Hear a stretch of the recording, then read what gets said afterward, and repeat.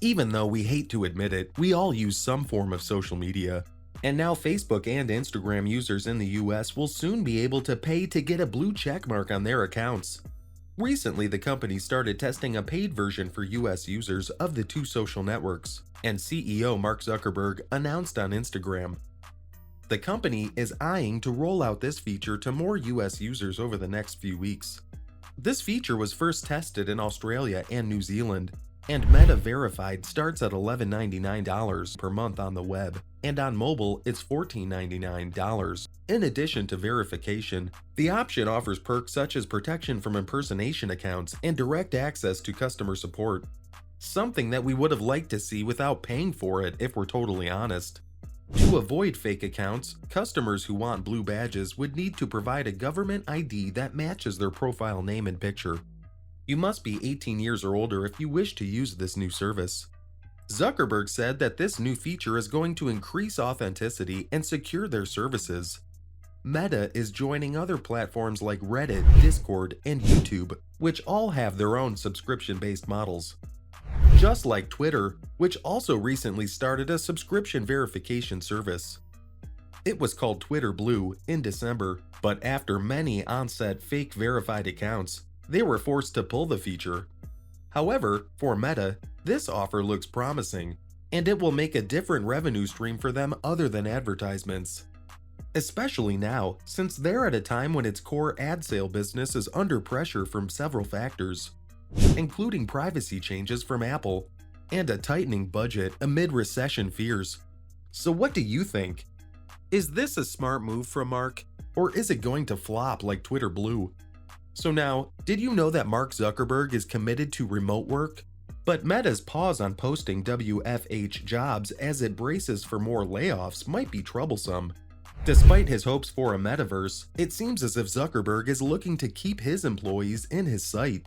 Meta hiring managers are no longer allowed to label jobs as remote, and internal applications for working remotely or relocating to another office have also been put on hold. However, a spokesperson did say that this is only temporary and that the leaders need to complete their restructuring work that Mark had announced. In Meta's Year of Efficiency memo for 2023, Mark Zuckerberg announced that they're going to restructure to flatten the company. They're going to reduce hiring and stop working on low-priority projects.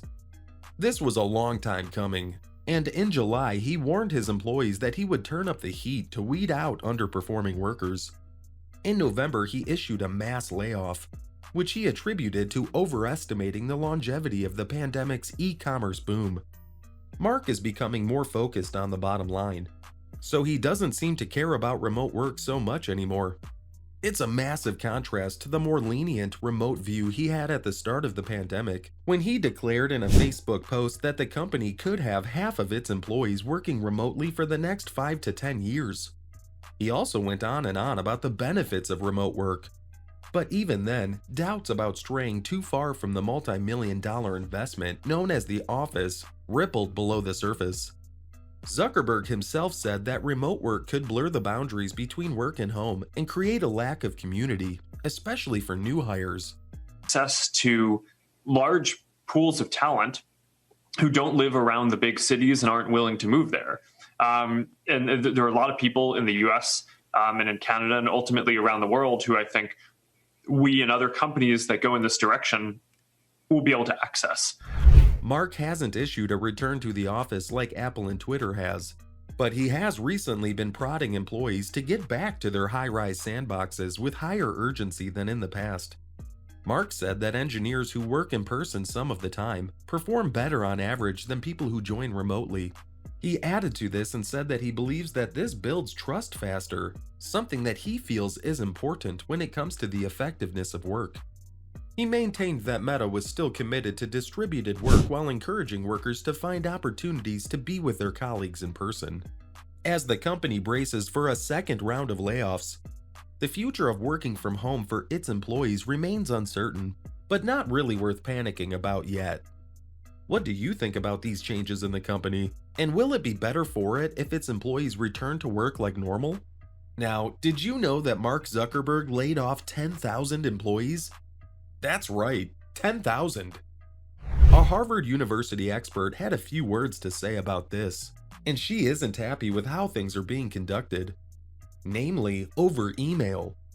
Heidi K. Gardner said that finding out you lost your job this way is absolutely horrific. She said that this method could be a reflection of the company's poor leadership. Every leader who gets paid like a leader and takes on the title of a leader has the responsibility to exhibit ethical leadership. If you fail to communicate with someone honestly, transparently, and humanely before these events have taken effect is shameful. A massive amount of former Meta employees have spoken with media outlets and said that they've been laid off via email. This was literally like my dream job. And I was so proud of myself when I got it. And I'm still very proud of myself. And similar reports have emerged from Amazon and Twitter employees. Sending an email to employees to let them know that they've been laid off is telling them that they are chess pieces that can be moved and discarded at will. The remaining employees need to know, in pretty explicit detail, how those departing employees are being treated. This is a clear indicator of how much the company and its leaders care about its employees, and basically how invaluable they are. Investors, however, have reacted positively to the layoffs. A day before the announcement of the layoffs, one share of Meta stock was worth $180, and now it's worth $213. Zuckerberg said that cutting headcount will make Meta more efficient and help improve its financial performance in a difficult environment. It seems that investors have taken note and see that the CEO is paying attention to using its resources wisely. At least there is some good news with Meta killing NFT support on Facebook and Instagram. After a year, the company is slowing down its support for NFTs. So no more digital collectibles for those who wanted them. They're winding down NFTs and focusing on different ways to support creators, businesses, and people. They're moving to a new way to support people, monetization for Reels, and messaging payments across Meta. So there are a few changes that are coming to Meta that seem to be for the better, and while the layoffs are extremely bad, the changes seem to be good for the company. We're not sure what the future holds for the company or why they decided to scrap NFTs, but it's a welcome change. Although this isn't the only once ambitious initiative that has fallen flat last year. Meta also shuttered its crypto wallet. Novi, which was once rumored to have NFT support on its roadmap, has had its plug pulled. The company has made some drastic cuts and is trying to get more and more revenue. So what are your thoughts? Are you going to get the checkmark next to your name? Or are you saddened by the removal of NFTs? Let us know in the comments, and we'll see you in the next video.